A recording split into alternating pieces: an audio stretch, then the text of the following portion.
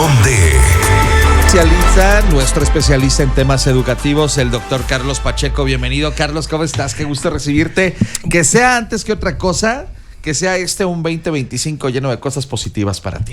Buenos días, Ángel, qué gusto me da saludarte a ti, a todo el auditorio. Igualmente para ti, para todos los que nos escuchan, un buen año 2025, seguro que sí. Ojalá, sí. Mira, donde tengamos salud, ya, de ahí ya llevamos el 50% de la apuesta ganada. Definitivamente eso es lo que hay que buscar. Y mucha inteligencia para poder entender cosas que nos faltan, cosas que no tenemos, esas cosas que se fueron y esos equilibrios que a veces necesitamos. Me parece muy bien. Querido Carlos, ¿de qué nos vas a platicar en esta primera colaboración del año? Bueno, Ángel, temas de educación siempre serán lo que nos traiga este comentario. Y como bien lo decías, nuevo año, nuevos retos. ¿Qué hay que hacer con la educación para este 2025? Pues yo creo que muchas cosas, pero se me ocurre una de comentar ahora. Y tiene que ver con los ejercicios que se hacen en las aulas. Lo básico, Ángel, enseñar a aprender.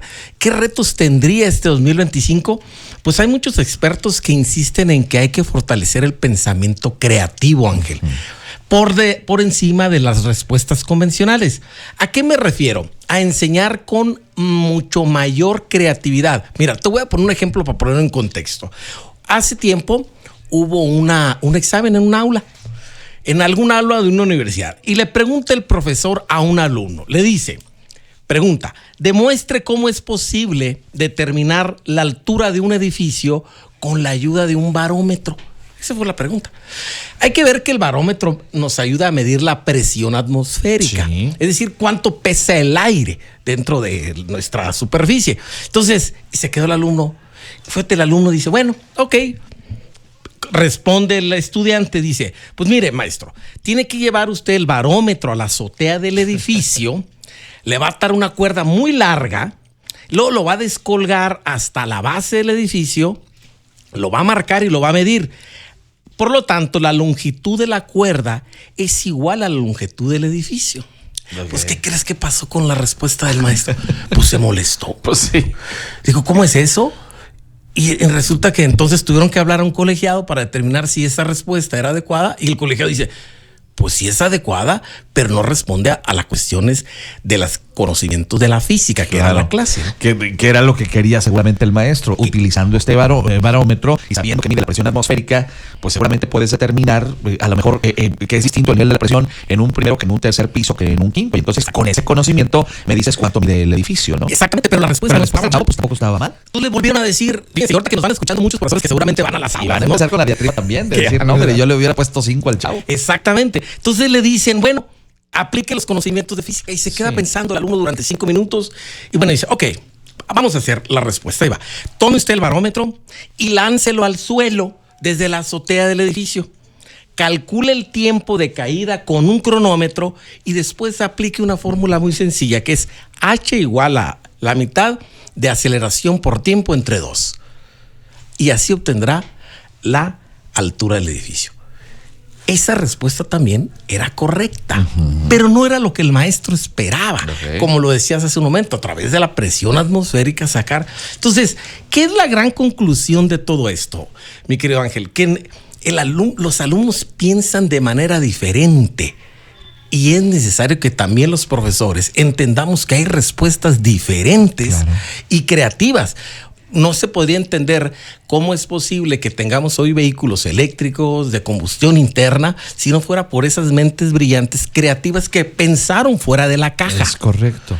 Eso es lo que hay que buscar, pensar fuera de la caja. Porque también le dicen al alumno, bueno, el maestro no quedó satisfecho.